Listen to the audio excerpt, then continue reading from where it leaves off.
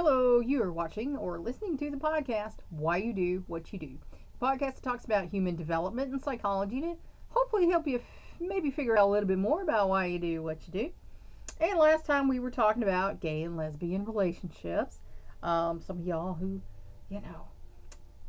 are some of my more religious ministerial followers probably don't like this part, but oh well, listen to it or don't. And we're going to take back up on that. Because of the secrecy and stigma that have surrounded homosexuality, and unfortunately it's still a thing, a lot of sexism in the world. It's a shame. Especially, we were talking about just Christians a second ago. Especially a lot of Christian folk are rather sexist, and that's a shame, because that's not what Jesus would do, is it? Jesus would love them anyway. Radical Jesus, dang. Studies of gays and lesbians tend to have sampling problems. What little research exists on gay men has focused mostly on urban white men with above average income and education. And that's because a whole lot of folks don't want to come out and say they're gay to participate in research studies on being gay. In one study, more than 25% of middle-aged lesbians lived alone, even if they were in an intimate relationship. So they were kind of worried about how folks would take it, so they just lived by themselves, which is a shame. This may in part be a cohort effect. Lesbians who grew up in the 1950s may be uncomfortable about living openly with a partner. So, they're probably worried about what other folks think, which is a shame. You shouldn't be. Oh my gosh. As many younger lesbians do now. Because now, it's pretty much mainstream, honestly, now. Like I said, homosexuality happens in nature. So if it happens in nature, it's natural. Now, is it the average? It is not the average. In psychology, they teach you that first thing, there's no such thing as normal. But there's the law of averages. And the average person is a heterosexual. But there are laws of average where people fall, to one side or another. And that's just the facts of life. And if you're going to get all bent out shape about somebody else's sexuality, why? It's none of your business what they're doing, is it? You wouldn't want them in your bedroom worrying about what you're doing, would you? No. So stay out of theirs. Gay men who do not come out until midlife often go through a prolonged search for identity, marked by guilt, secrecy, heterosexual marriage, and conflicted relationships with both sexes. And I know of men who did that. They got married, they had a bunch of kids, they got into midlife and said, this is not even what I want. I like men. Yeah. I had a friend whose husband left her for another man. So, it's a shame that people have to feel like they have to do that. By contrast, those who recognize and accept their sexual orientation early in life often cross racial, socioeconomic, and age barriers within the gay community. So our younger folks have it a little easier than the older folks did. Some move to cities with large gay populations where they can more easily seek out and form relationships. Now, that's where I'm a little strict on our gay folks, because I don't believe in bed hopping. I think that's sexual immorality. I believe in monogamous relationships. That's where, I'm a little strict in that department, because I feel like that's how it's supposed to be. If you love someone, then you should be in a monogamous relationship with that person. You should not be sampling to see what's out there. For the most part, the principles that apply to sustaining a heterosexual marriage also apply to maintaining gay and lesbian partnerships, which just makes common sense. Gay and lesbian relationships tend to be stronger if known as such, to family and friends. So people who have good family and friends who, don't care what you are, um, they have a better time of it. And that's kind of how we all are about everything. And if the couple seek out supportive gay and lesbian environments, because, you know, if you were gay, you probably wouldn't walk into a KKK meeting or a Proud Boys meeting or, whatever, what have you. So you would want to be where it's more accepting. And there's a couple places I go, and they have that right on the door on a sign. It says no racism, sexism, anything. Basically, if you have an ism, they don't want you there. And that's how I feel too. If you have an ism, I don't want you in my circle because, number one, I'm a woman and I'm multi-ethnic. So if you have a sexism or racism problems, I'm probably going to be on the butt end of one of your problems. So I don't want you in my circle.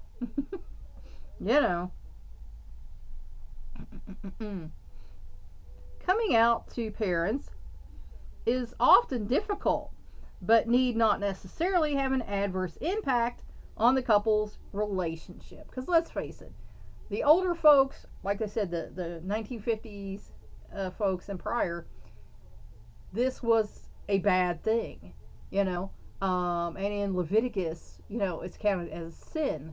Now, like I said, I had a relative that was in the church and found out some things about the Bible and how it was rewritten several times, and what is inspired of God and what they believe is inspired of men.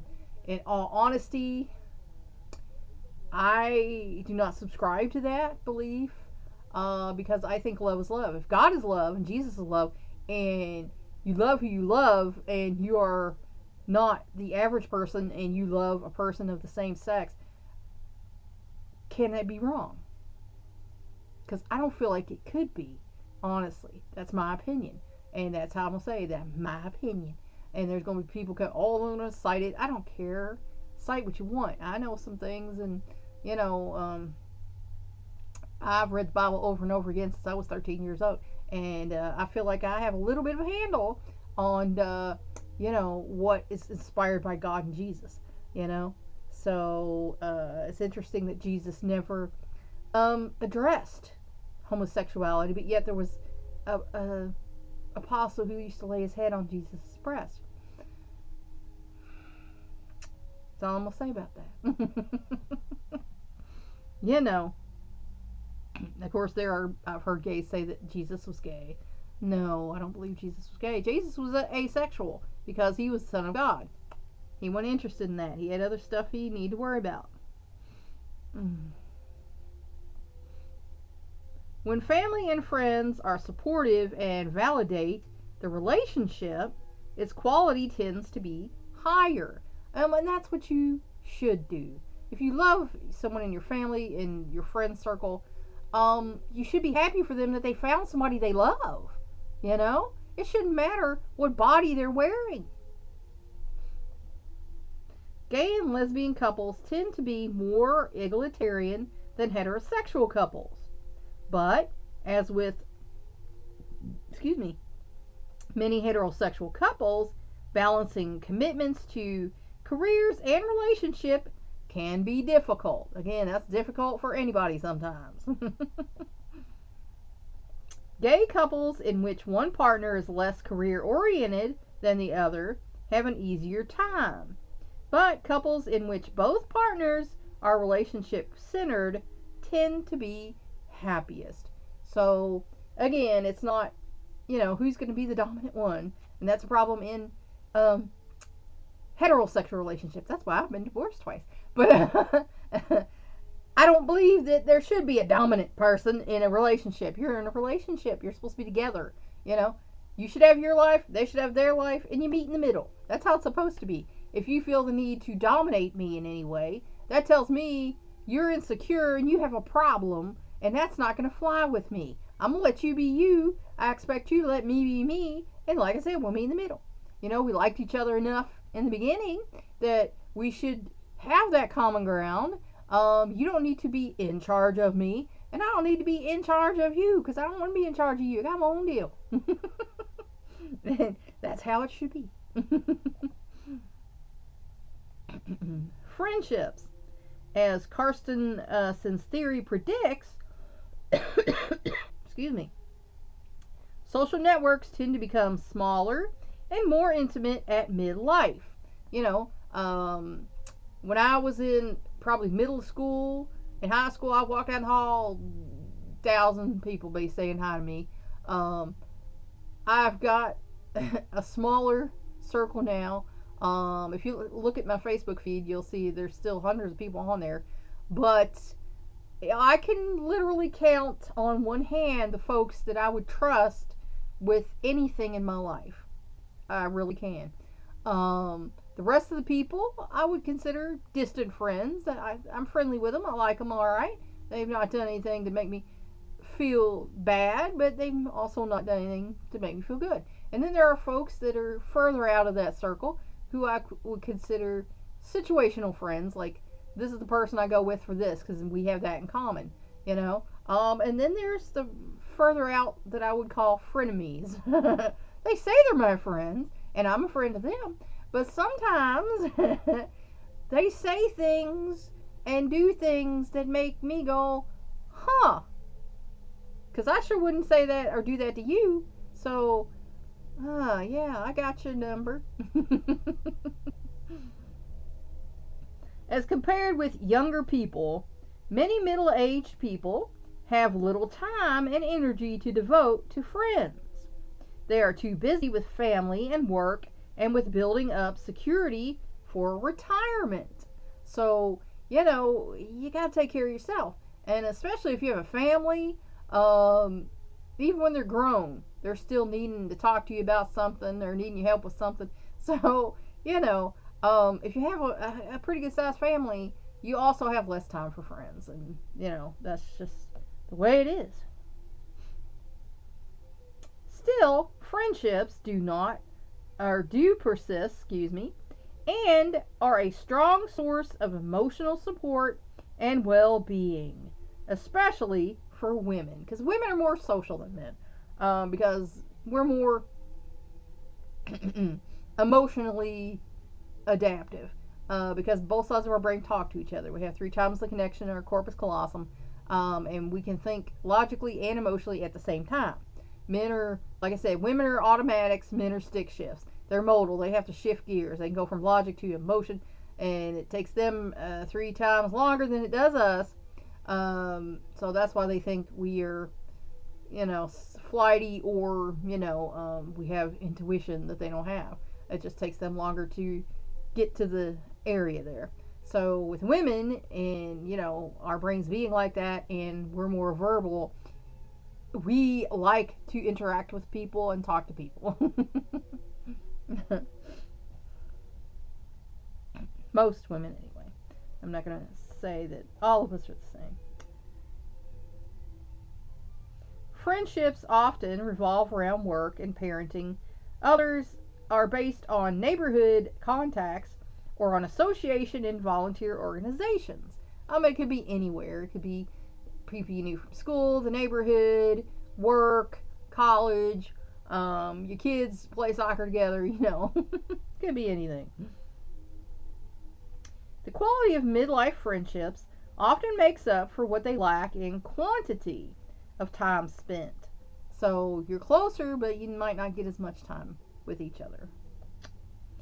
Especially during a crisis, such as a divorce or a problem with an aging parent. Adults turn to friends for emotional support, practical guidance, comfort, companionship, and talk. Because there's some things, we all grew up in a family. We know what our family is like. So I know, you know, if I wanted to talk about something, and it was in any kind of topic, I couldn't take it to my family because they were not supportive.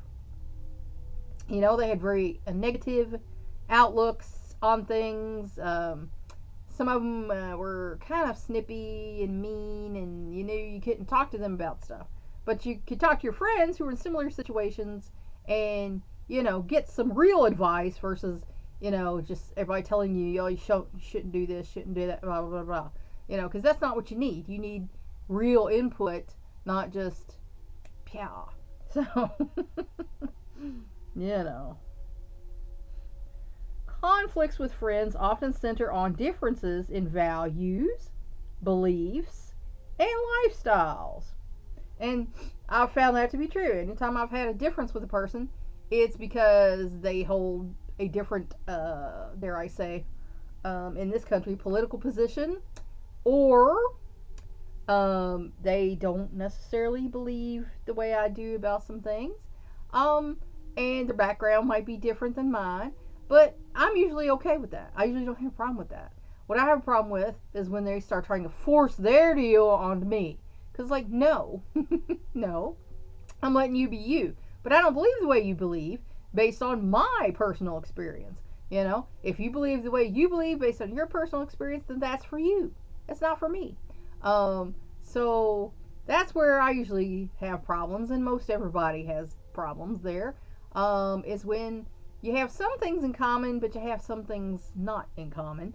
And that can cause trouble if you don't allow your friend to be who they are.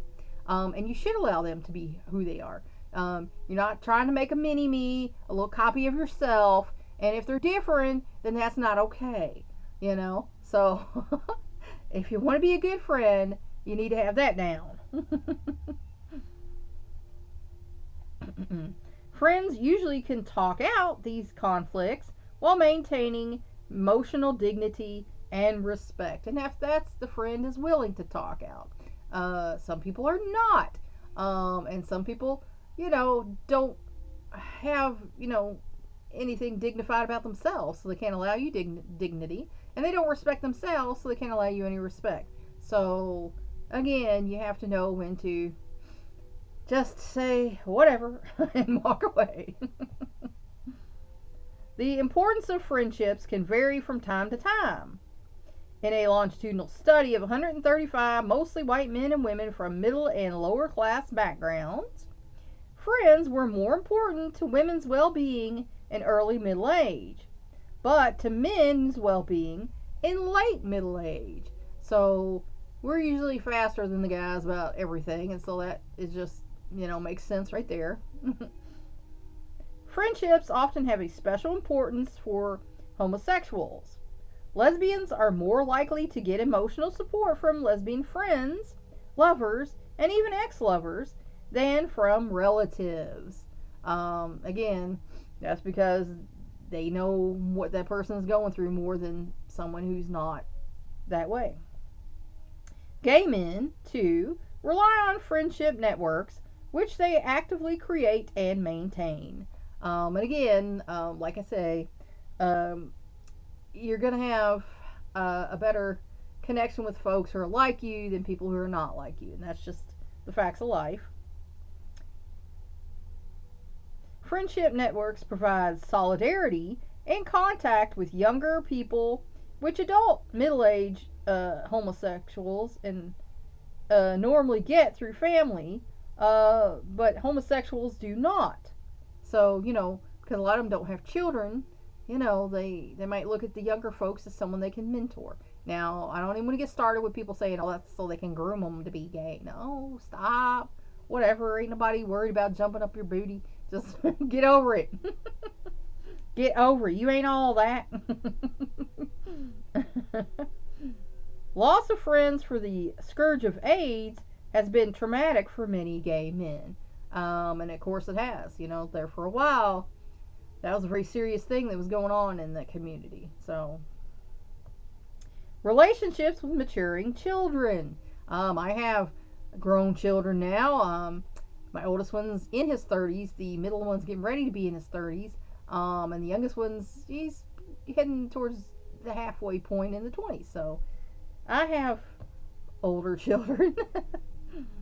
Parenthood is a process of letting go. And that's part of the deal. You raise them up, and then you gotta let them go. That's hard. These little babies, and you raised them up, and now you gotta let them go. This process usually reaches its climax during the parent's middle age, which, I'm in my 50s. I was in my late 40s when the other one hit his 30s, so, or actually, I was in my early 50s, yeah. Excuse me. It is true that with modern trends toward delaying marriage and parenthood, an increasing number of middle aged people now face such issues as finding a good daycare or preschool program and screening the content of Saturday morning cartoons. And we did that when my kids were, little, so it's a good idea. Okay, I'm back. My son came in. All right. Still, most parents in the early part of middle age must cope with a different set of issues, which arise from living with children who will soon be leaving the nest. And yeah, they think they're grown and they want to do what I'm gonna do. And yeah, okay. When you get out, you can do what you want to do. Once children become adults and have their own children, the intergenerational family multiplies in number and in connections, because it is. Then you're the grandma. Then you were the mom for 50 some years, and then now suddenly you're the grandma, and it's like, whoa. How'd that happen? It is middle-aged parents, usually women, who tend to be the family kin keepers, meaning you keep the family together. And I know that's true. When my grandma's generation, when the grandmas passed away, they just stopped getting together. The cousins didn't get together anymore. They did their own thing, and the family just has dispersed, and that's a shame. But that's what happens sometimes. Maintaining ties among the various branches of the extended family. And like I said, none of my cousins get together anymore, and I think that's a shame, because my dad's side, the two sisters were really close. They were always together on holidays and everything, and now we live in the same town and we never see each other. And now my maternal grandma and her sister were very close. They went shopping together before the holidays and everything, and they would go up there for the holidays, and we would send gifts back and forth. And now, when they went, that also stopped being a thing. So, yeah, it's a shame when the grandmas go. A lot of times the families just dissipate. Families today are diverse and complex. My son is in a relationship. He's, bought a house with a woman, and she has a previous daughter. So you might have step families, blended families, adopted families, and it is a little more complex than it used to be. Increasingly, middle-aged parents have to deal with such non-normative events as an adult child's continuing to live in the family home, or leaving it only to return. But one thing has not changed. Parents' well-being tends to hinge on how their children turn out. And like I said, I know I did the best I could do. My parents said that. I'm not sure, but I'm not gonna touch that. But so I hopefully did a good job. I've had one of them tell me I did a good job, so that settled me there. Well, that's good. Adolescent children issues for parents. We know them teens can be rough sometimes.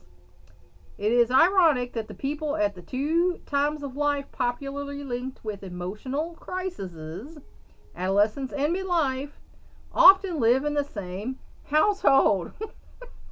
So yeah, drama time. It is usually middle-aged adults who are the parents of adolescent children. While dealing with their own special concerns, parents have to cope daily with young people who are undergoing great physical, emotional, and social changes. So, I know I was at a place where I was trying to, get my career on track.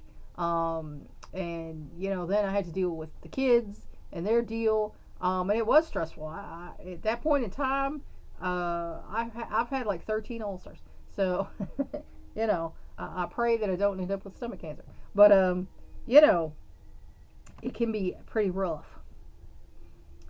Although research contradicts the stereotype of adolescence as a time of inevitable turmoil and rebellion, some rejection of parental authority is necessary because they have to get out on their own. They have to make their own decisions and have their own life. So they can't follow you implicitly, or they won't want to go out and have their own life. Don't be mean to them. Don't kick them out and tell them they got to get their butt out. But, you know, let them think for themselves, do for themselves. Like I say, as long as it's getting done, you don't have to micromanage how it's getting done, you know?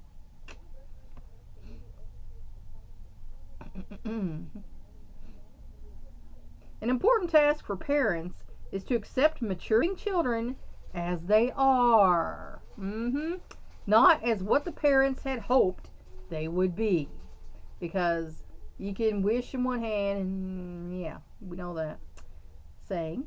Theorists from a variety of perspectives have described this period as one of questioning, reappraisal, or diminished well-being for parents. Most vulnerable were mothers who were not heavily invested in paid work. Apparently, work can bolster a parent's self-worth despite the challenges of having a teenage child. Because if you're at home all day, you're trying to clean the house, and they're coming home and messing it up just as soon as you do. It's like I said, when my guys, I said, y'all mess up faster than I can clean up. I can't keep up. Y'all need to clean up after yourselves because I cannot keep up with the mess. And I couldn't. Because, I might spend an hour cleaning, and in, 20 minutes, they could have a big mess everywhere. And I'm like, how am I supposed to deal with this, guys?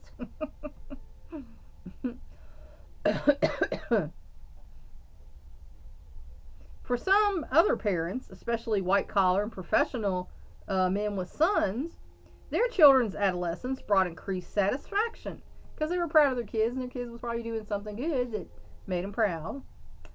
Well-being and even pride. For most parents, the normative changes of adolescence elicited a mixture of positive and negative emotions. And it does, because you love those little people. You made those little people. You wanted those little people. You love those little people. And then they grow into bigger people. They figure out how to say no. They figure out how to challenge your authority. Maybe even stand up against you. And you're like, really? It's like the old Cosby saying. I hate to quote Cosby, but he did say it. I brought you into this world. I can take you out. So,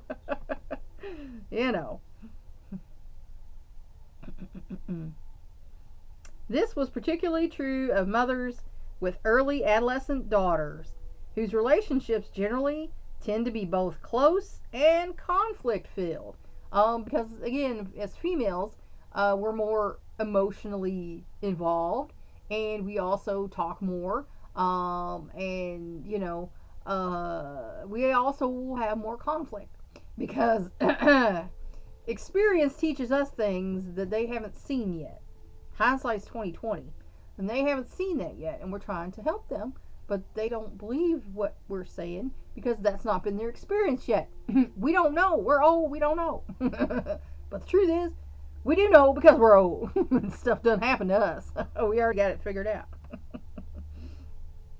When children leave the empty nest, a lot of people have problems with this, and I personally don't. I'm like happy that they want to have a life and get out on their own.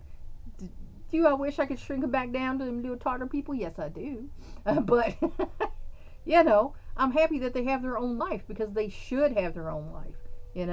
That is the goal there.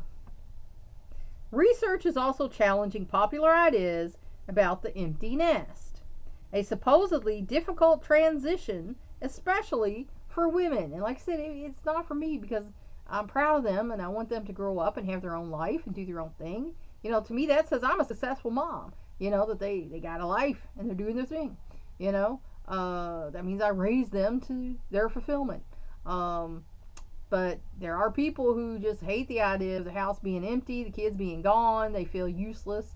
And especially women who were homemakers, with that um, purpose gone, they don't know what to do with themselves. They don't know.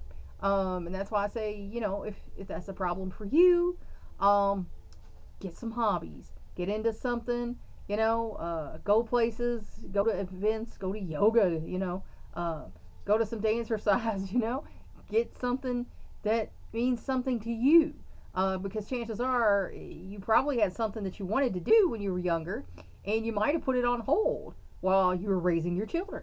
So now's the time when they leave the nest that you can go back and do that for yourself. Your life doesn't have to be empty. The nest just now has more room, more elbow room. you know, you can use your dining room as an office and, things of that nature.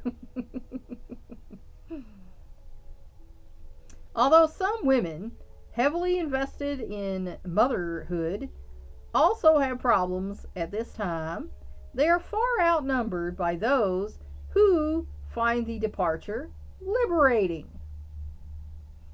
Today, the refilling of the nest by grown children returning home is far more stressful.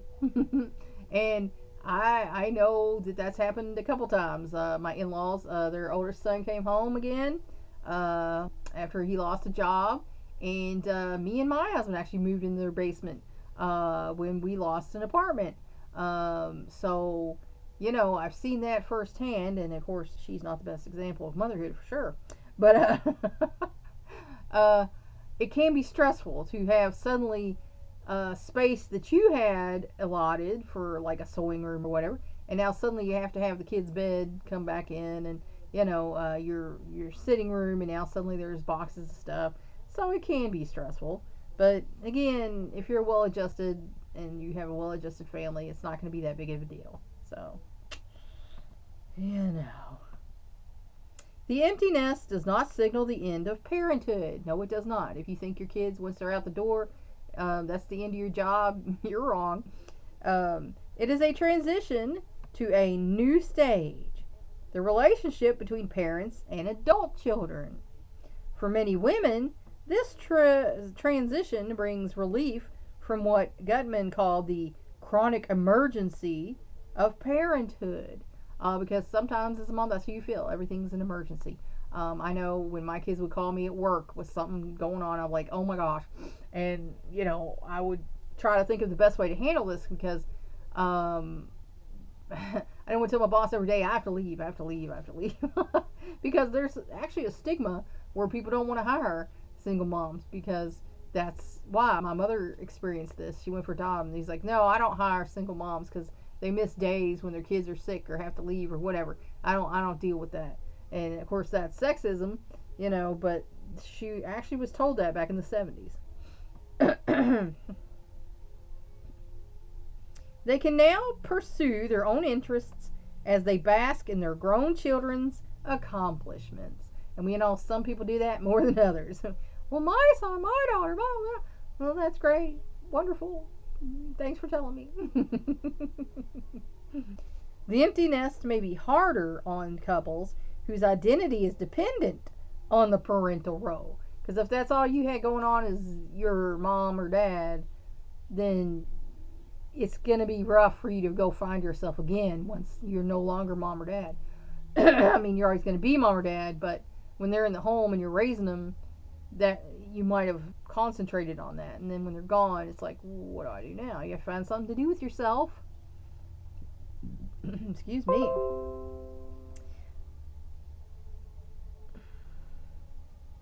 Or who now must face marital problems they had previously pushed aside under the press of parental responsibilities. And there are folks like that.